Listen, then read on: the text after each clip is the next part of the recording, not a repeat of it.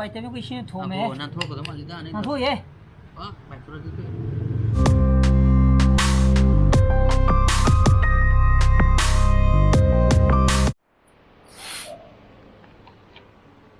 Good morning guys, welcome back to my channel. Mirang-Mahum khali ai budi brush num to lori sijidi to sakon juro moni ne brush tabdegi inge na ko inge di hai ne ba jogging shirt kumba adegi jike kum di liselu yaru then heat compactor mangla hamge na pham ji thara ko ji liselu moja tungjilu ro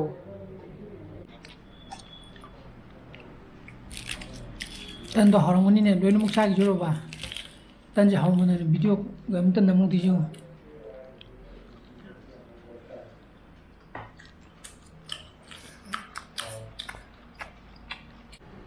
sao vậy bông à? Đang sao chỉ vẫn sao? Khi thế mẹ dùng phăm này cái gì cái tụi đi lấy ít luôn đó na? Cái nào gì?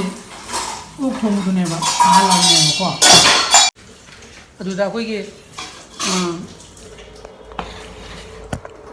nga thong ba ahing lelaga tham ba posina koina ngaren haidra uk thong bu gum de kari haidu jan okren haita nindra yen thong na yingren haita ne to ba khami ba le habiru ko koi di khangdra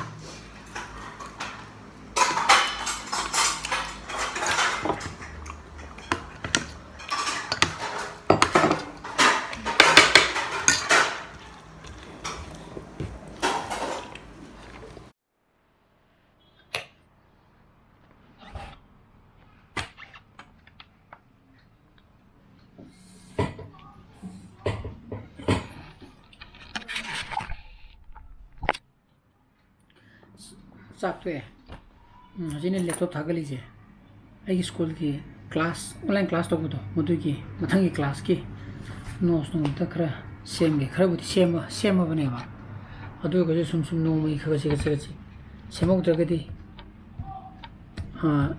nanjal lagal lai ki to ne ba adu ki matam sa na joine jo thagar pan ngamoi do ne ba sukan dia time je dai khara walk khara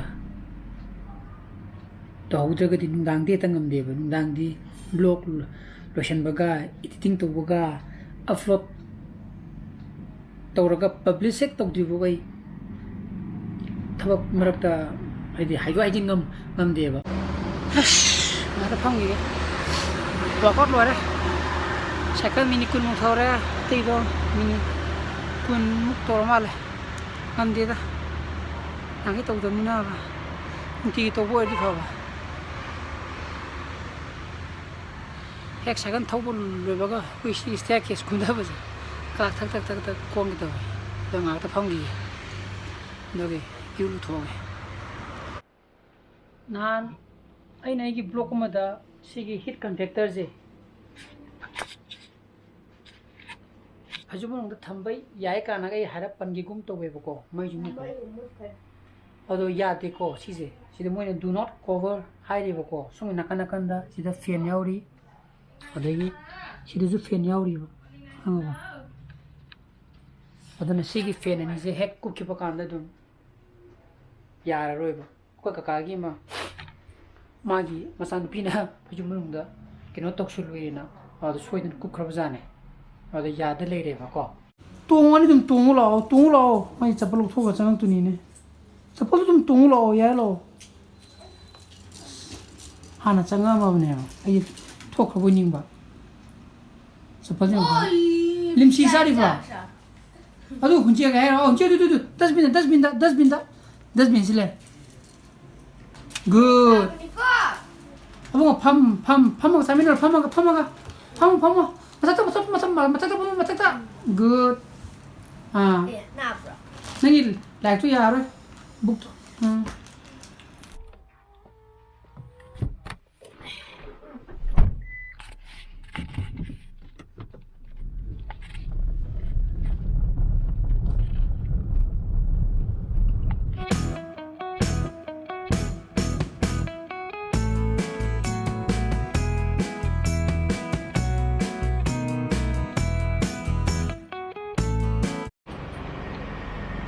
Manipur swine flu case like Gibrane. Would you sure? Layeva. Oh. Ha. Oh, Madubudi, Maduzu Kang Sarinina. Marketing Labantana. What do you have? Chado Kaisano, Sana, Nadabni, the Kong when it's Sazabni Duna.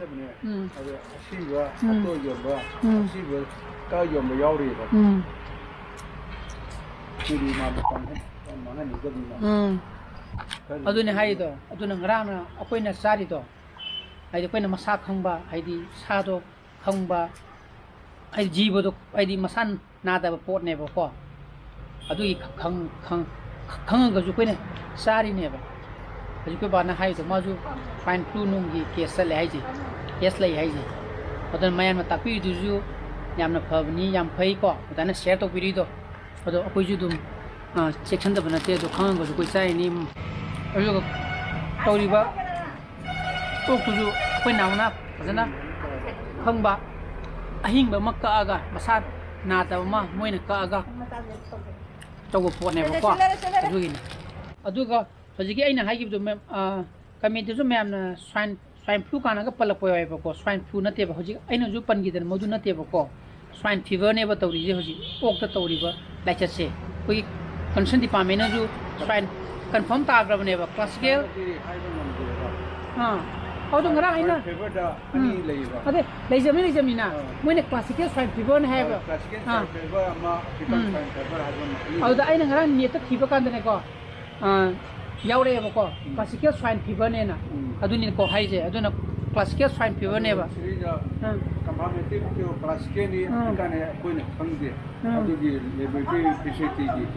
Maduna come the Mina. Aduman. Anyway, I'm people the way they have me. They never.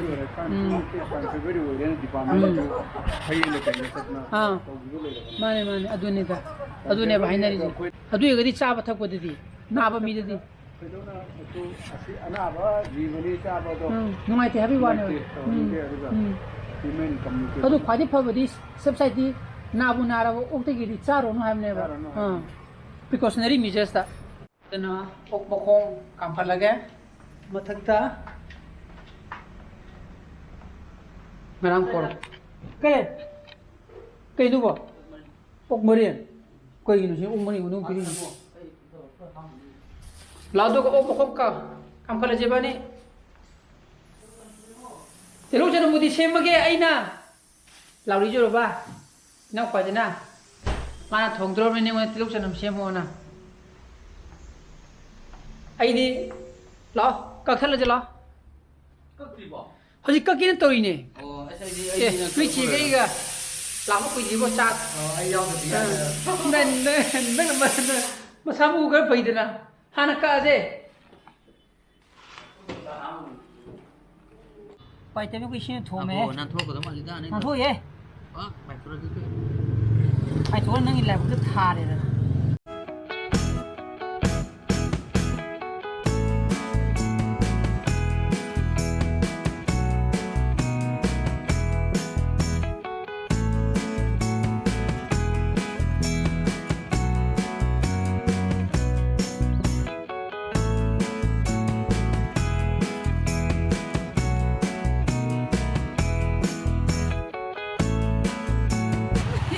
Neng Indra, Asia, Indra wa,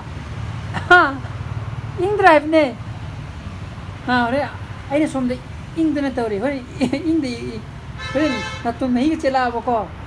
But I don't come many layman after them. What do you people do that?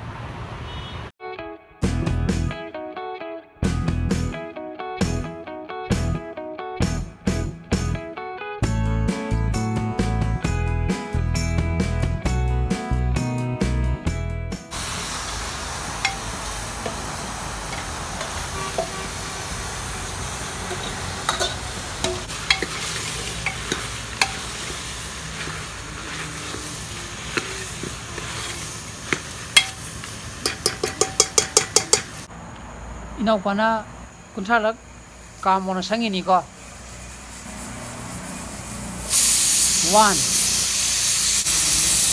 10 20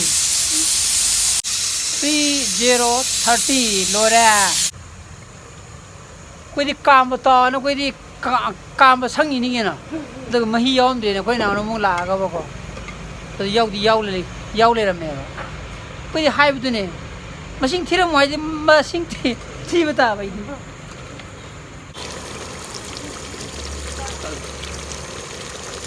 कलम गिनी था sang mới चीज़ ना हाईंगी आई मनुंगी छादो इन साजे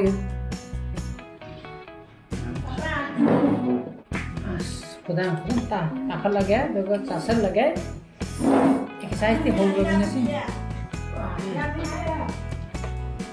कहीं ना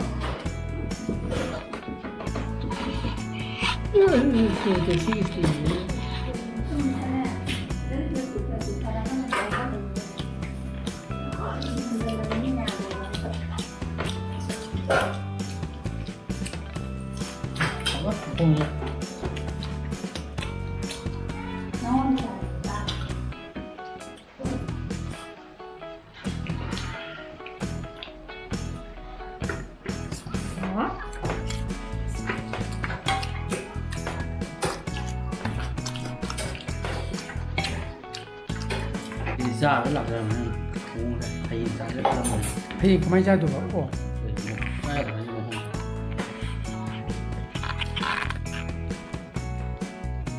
như chúng ta hay không? Như chúng ta hay không thì kita loh. Mai chẳng có cái gì. Mai chẳng có cái nào mình sẽ đi rồi. Mình sẽ ra cái này là đi đi. Rồi mới đi test thách nó mà cái sau khi này. không được nó tục rồi Khám cho cái này mà vui làm sao là cặp là quân bên một là cặp là Nên là xin giờ nó xài nó tới nó quậy.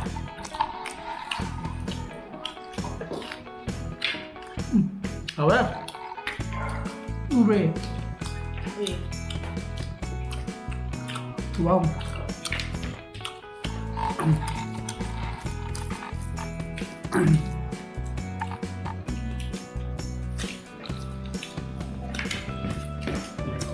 không được nó lẩu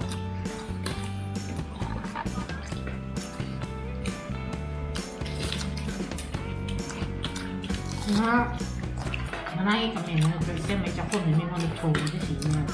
Mà tôi cô xong ta mình hết rồi. Mà đi cầm Chỉ chọn với tay. sao vậy? Bây giờ không thấy.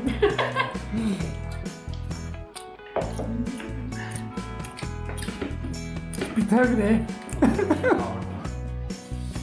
Khi mà nó mà đi trong không bị thơ người ta sẽ mà xí cái đó rồi là hôn đi chả hôn đi chả còn đi dầu rồi này mà khăm nắp đây này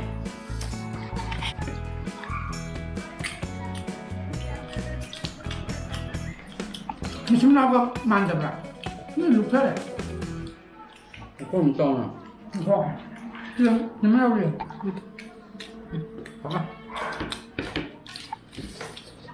cho rồi không nào mà không cho rồi không cho được con nào cái bầy này chứ mà không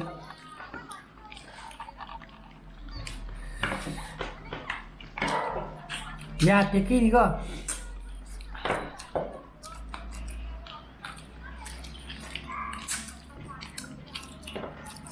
sau khi mà được mà tôi nghĩ sơ của chúng ta họ cũng có màn này chút cả rồi cái này thế nào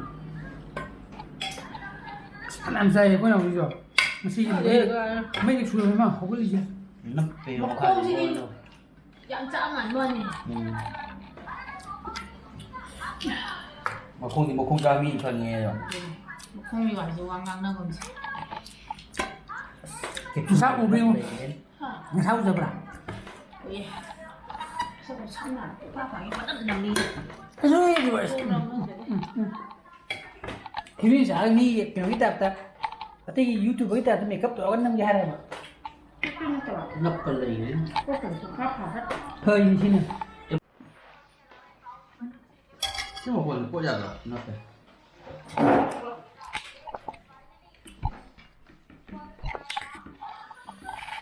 Sudah, saman gerai. Ini lihat ya. Nanti kerap punya dia tiar. Masih di exercise kerja haul untuk.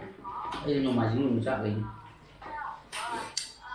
Aduna masih bos di mata itu senjata ai bos pan ko thogadi like to biro mo share to biro subscribe to biro mo ko mu isana phasale biro so please be safe and be healthy bye bye good night dayo dana juna mingeda Good night. abunga Good night. bye bye choo bye bye khara basagi ko